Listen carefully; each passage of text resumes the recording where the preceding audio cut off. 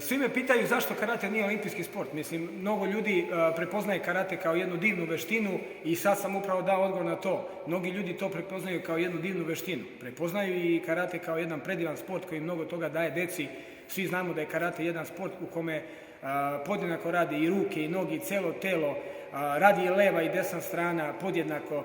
Znači, to je sistem razvijanja koordinacije, alertnosti, oko ruka koordinacija, hiljadu stvari koje dobijamo u baznim sportima kao što su atletika, gimnastika, ali i mnogo toga više razvijamo osjećaj za distancu, razvijamo koncentraciju jako dobro, razvijamo vizualizaciju i mnogo toga još.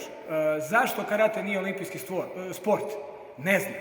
Voleo bih kada bih imao jedan odgovor na to pitanje, prost i jednostavno, ali 37 godina se bavim karateom i od malih nogu sam maštao da takmičim na takmičenju na toj najvećoj smotri na olimpijskim igrama i tako dalje. Nisam uspeo, takmičio sam na evropskim i svetskim prvenstvima, ali kroz 37 godina sam ispratio mnogo toga i karate zaista jeste jedan veliki fenomen.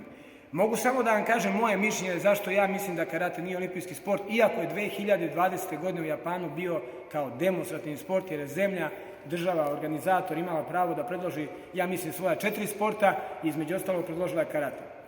Znate, karate se može definisati kao sport zbog načina kako se vežba i zbog takmičarskog prikaza, jer je karate sveden od svega toga što je karate uzeto od nekih, hajde da kažemo, 10%, napravile su se dve discipline, kate i borbe, i jako su se zakomplikovale zato što su subjektivne. Kada gledamo dva takmičara, to posjeća kao da gledamo dva gimnastičara, ali mnogo je teže oceniti dva takmičara u karateu nego dva gimnastičara, zbog tih različitih elemenata, zbog sugestivnog uticaja sudija na sve to. Kada govorimo o borbama, takođe i u sportskoj disciplini, u sportskim borbama u kumiteu, takođe postoji veliki problemi kako oceniti ko je bolji.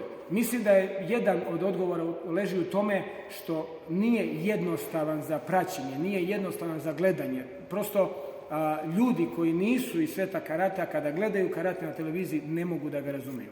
Mislim da on nije približen ljudima u dovoljnoj meri. S druge strane, postoji mnoštvo nekih organizacija u svetu karatea, postoji mnoštvo stilova karatea. Onaj koji je najrasprostranjeniji, to je stil koji ja vežbam, zove se Shotokan karate, ali pored Shotokana postoji i Shito-ryu, i Wado-ryu, i Goju-ryu, i postoji jedna tendencija u svetu da se svi ti stilovi objedine, ne bi li se napravio olimpijski sport. Postoji takođe jedna velika, kako bih rekao, jedan veliki pokret onih drugih koji karate neguju kao tradiciju, kao borilačku budo veštinu i tako dalje, pa i oni žele da od karate naprave olimpijski sport.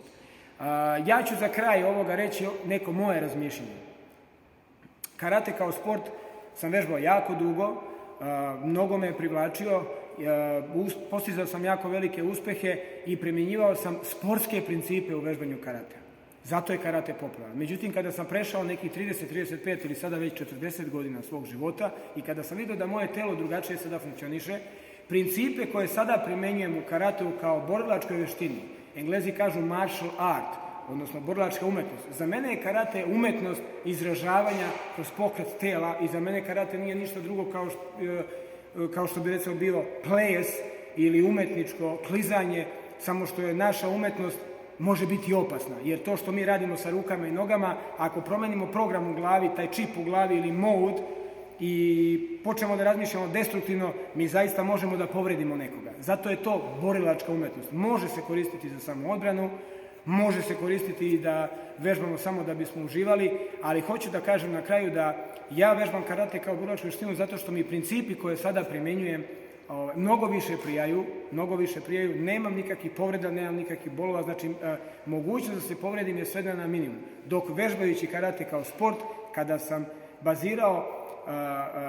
razvijao izvore snage na tom fizičkom sistemu, na sistemu rotacija, kontrarotacije i tako dalje, mnoge moje kolege, mnogi sportisti pate od mnogo povreda. Odbojkaši pate od povrede ramena i kolena, karatisti pate od povrede leđa, kukova i kolena i tako dalje. Znači, sport je dobar, ali u preteranoj meri, ako nije dobra doza, može da bude i kontraproduktivan i može da izazove neke neželjene efekte. Još jednom da kažem, svi me pitaju zašto karate nije olimpijski sport ili kada će biti olimpijski sport. Ja mislim da niko na ovom svijetu nema odgovor, nemam ga ni ja, ali sam voleo sa ovom temom malo da vam se obratim i da čujete neka moja razmišljanja. Ovo je samo jedan mali deo razmišljanja i mislim da ćemo ovu temu obraditi i planirali smo i u nekom narednom periodu gdje ću ja i sa nekim drugim kolegama prodiskutovati zajedno u nečemu što će da liči možda na neki podcast gdje ćemo zajedno da razmenjujemo neka mišljenja i tako dalje. Mi smo svi veliki poštovaoci karatea, zaljubljenici u karate, želimo da ga dalje razvijamo. Smatramo da on treba da bude i olimpijski sport, da bude u porodici olimpijskih sportova, ali također smatramo da ne treba da zaboravimo i one tradicionalne vrednosti karatea koje uporedo treba da se razvijaju. Hvala vam na pažnji, na slušanju, pa do sljedećeg videa. Uživajte, zapratite kanal, lajkujte, podelite, postavite neko pitanje, hajde da pokušamo da ovu našu karate zajednicu obogatimo i da uključimo što veći broj ljudi. Hvala vam najljepše. Pozdrav iz Gornjeg Milanovca.